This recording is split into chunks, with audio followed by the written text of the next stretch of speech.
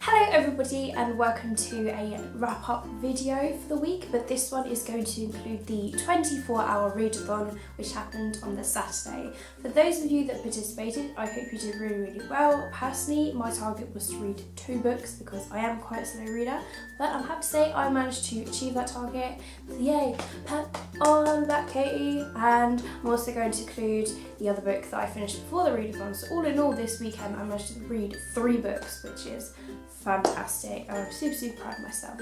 So the book that I finished before the readathon started was On the Fence by Casey West. This is her YA contemporary novel. She has written another one called The Distance Between Us, which I love. I gave 5 out of 5 stars, and I've read Pivot Point by her as well, 5 out of 5 stars, and so I had very high expectations for this book. And this is really interesting because normally with some contemporary romances the characters meet and then things happen, but with this one the characters were already in it. You don't really meet anybody new, like nobody meets anybody new. It's just sort of like within the family and friends and all that, and it's just really interesting. And it also has some deep and dark family tragedy in here as well, which is sort of mixes it up a bit. It's not just a pure contemporary romance, it's quite deep as well.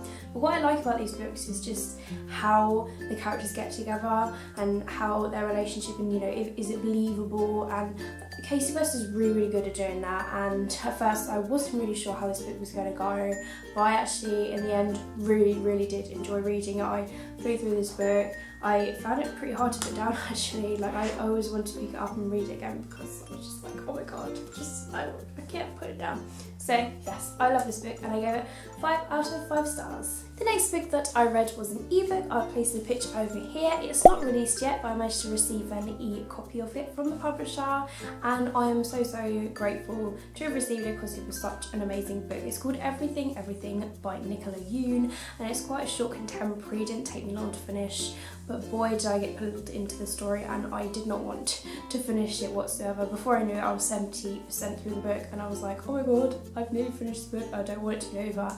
And I rarely ever do I get that with some books. I was completely drawn in, and it's about a girl who is allergic to the outside world. One day her neighbours are new, their delivery van is there, they're moving in, and she sees a boy called Ollie, and from now on she watches him out the window, and then they exchange emails, and then they email each other, which is really cute and quirky. Or he will send messages on the window like with his little marker pen, and that's how they get their emails.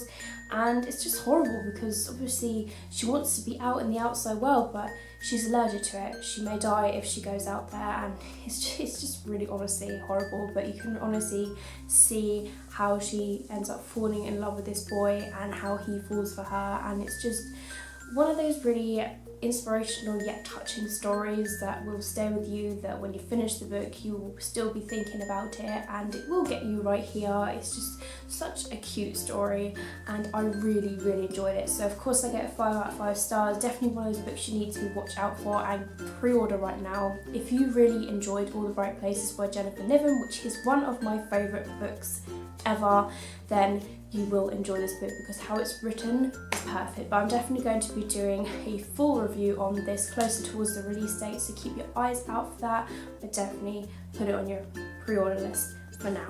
And the second book that I completed during the 24-hour readathon was Read As Vlad by Salah Simbuka, and as you can see it is quite a short novel. It is the first that's in the series, and this is translated from Finnish. And I received this book at the Hot Keys. You probably saw it in my book haul, and it was really interesting because it's a YA crime thriller novel, and it's been a while since I've actually read one of them. In fact, I don't think that I have, to be honest. But yeah, it was really interesting. At first I got really into the story, and I think, I don't know, somewhere it just kind of slipped a bit. I lost a bit of interest in the storyline, so it wasn't as strong as I would have liked it to be, but it was still a really interesting concept all the same. And I will still read the second book and see what happens next, because the way this book ends isn't really a cliffhanger sort of ending, but still at the same time it's quite interesting to see what happens in the next installment. But I did still enjoy this, and I ended up giving it 3.5 stars out of 5. And now moving on to my TBR for the next week. I am going to pick up Fire and Flood by Victoria Scott, which is the first book that is in this dystopian series. I do have the sequel as well, Salt and Stone, and I keep eyeing this book up lately, and I'm in the mood to read a dystopian again, so this would be really, really interesting. I'm going to pick this up today, and oh my god, I'm really, really excited to read this book, so I cannot wait for this one. And the other book I actually pulled out of my TBR jar. Recently I sorted it out, I had a look at each and every one, and I threw away all the ones that I've already read, which is actually quite a lot. So I resorted it out. I bought this pretty new jar to put them all in, and I ended up putting out After by Anna Todd. This book is a hunker of a book. Why on earth I pulled this one out, I have no idea, but I'm in the mood for contemporary as well. And yeah, I'm super intrigued about this one because I've had like mixed thoughts on this, but it's over 500 pages. And it's also going to go into my TBR challenge for the month of May, because I am to read a book that is 500 pages or more, and it begins to be May next week. So by the time I actually finish this, it's probably going to be May anyway, so not really cheating. But yeah, I'm super intrigued because I know this is meant to be based on like One Direction or something like that, and it's meant to be a Wattpad sensation and everything, so who knows.